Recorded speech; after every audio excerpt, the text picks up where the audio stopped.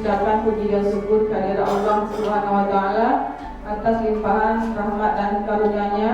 Walaupun pada malam tadi ini hujan sepanjang malam, tapi alhamdulillah pada paginya sudah mulai reda, sehingga kita pada hari ini dapat melaksanakan rencana kegiatan kita pada hari ini untuk pembimbingan dokumen BLUT SMK Negeri 2 Lubasung. Bapak dan Ibu, pada hari ini acara kita yaitu workshop penyusunan dokumen administratif BLUT. Sebelumnya untuk memulai acara kita dibuka dengan membacakan Bismillah.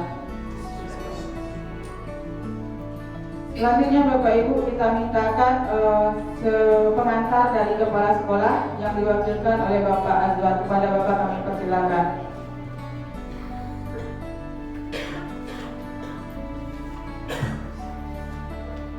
Baik, terima kasih.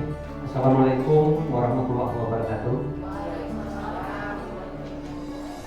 Selamat datang Bu Putri bersama tim dari Biro Perekonomian Setda Provinsi Sumatera Barat di SMK Negeri 2 Lubasung. Pertama sekali, puji dan syukur marilah sama-sama kita panjatkan kehadiran Allah Subhanahu wa taala, yang mana atas berkat dan rahmatnya kita dapat berkumpul bersama di ruangan tamu SMK Negeri 2 Lubasung dalam rangka workshop penyusunan dokumen administrasi BLUT atau Badan Layanan Umum Daerah. Kemudian salawat dan salam sama-sama kita kirimkan kepada junjungan kita Nabi besar Muhammad Sallallahu Alaihi Wasallam.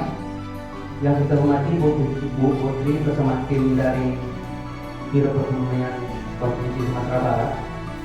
Pada kesempatan ini kepala sekolah menyampaikan maaf karena tidak bisa hadir bersama kita pada kesempatan hari ini, karena kebetulan hari ini ada undangan rapat dinas di Dinas Provinsi Sumatera Barat itu tentang Expo BLUT dan juga benchmarking yang akan direncanakan nantinya.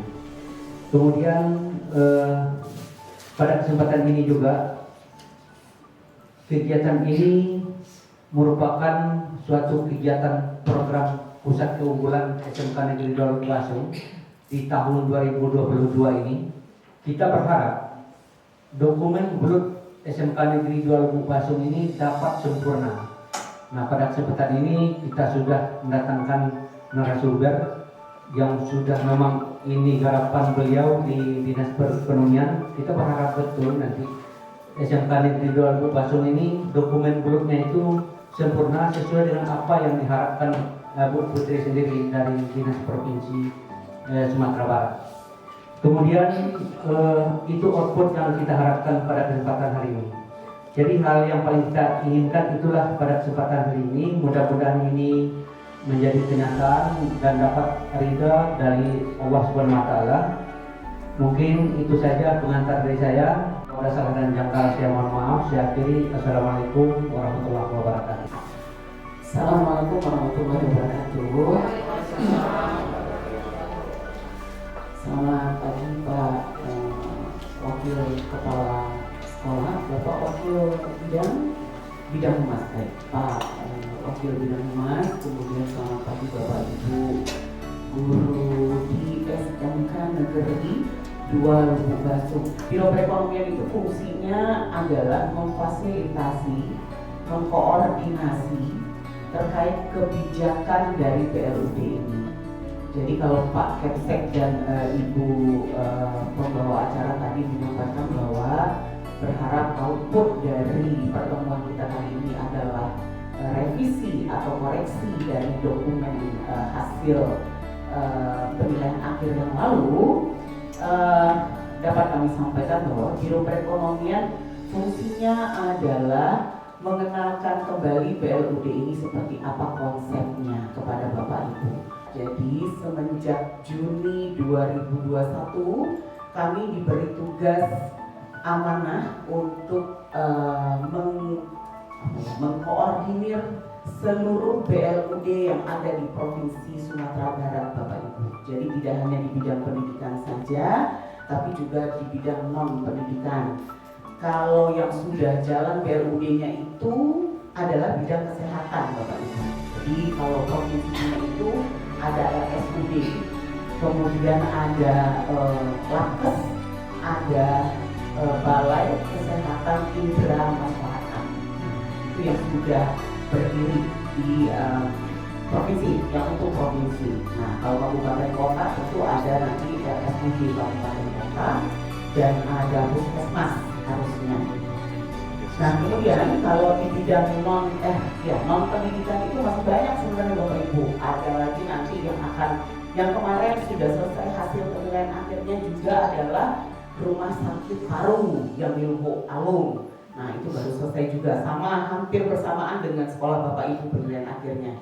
Kemudian juga nanti akan ada juga yang mengajukan dari Dinas Lingkungan Hidup terkait pengelolaan limbah. Jadi sebenarnya banyak BLUD ini Bapak Ibu.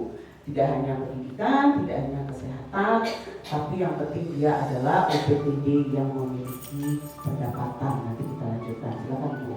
Jadi BLUD ini kalau di konsepnya sebenarnya udah lama Bapak Ibu. Contohnya RSUD itu yang kalau provinsi punya 2014 dia sudah jalan BLUD-nya. Itu masih pakai Permen 61.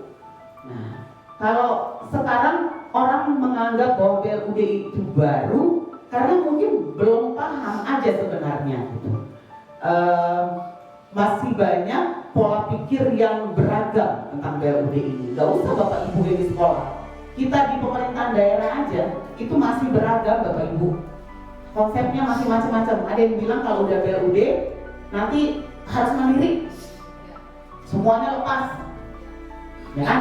Nah, nanti ada lagi yang bilang kalau udah BLUD harus untung banyak-banyak.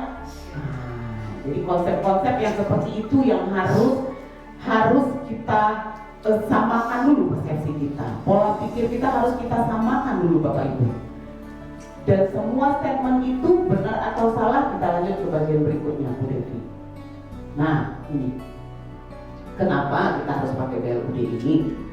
Tuntutan masyarakat itu Bapak Ibu ya, contoh kalau di rumah sakit ya, saya kalau kasih contoh itu lebih senang ke rumah sakit karena sudah menerapkan ya BLUD.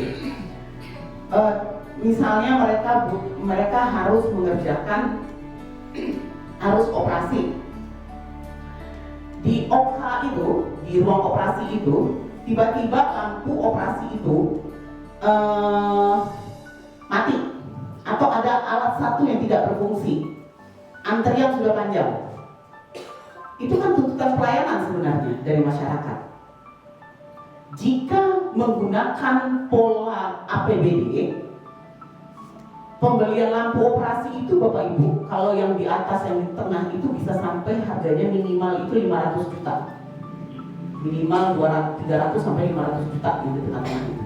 Nah, kalau menggunakan pola APBD, pada saat dia tidak dianggarkan, tentu kita harus menunggu perubahan. Nah, pokoknya apa aja Bu Devi? Pergeseran, perubahan atau di APBD tahun berikutnya.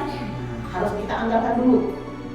Sedangkan pelayanan dituntut harus dilakukan pada saat itu juga. Pelayanan dituntut nggak bisa nunggu pasien kalau nggak operasi dalam 3 hari ini mati. Sebenarnya gitu. Bagaimana caranya kalau dia nggak jadi BLUD? Ya kan? Nggak bisa. Kalau sudah menerapkan BLUD, dia bisa membeli peralatan, sarana, prasarana yang dibutuhkan, maintenance, perbaikan segala macam pada saat itu juga. Jadi tidak mengikuti pola APBD, Bapak Ibu. Disitulah keuntungannya Bapak Ibu ini nanti menggunakan penerapan BLUD.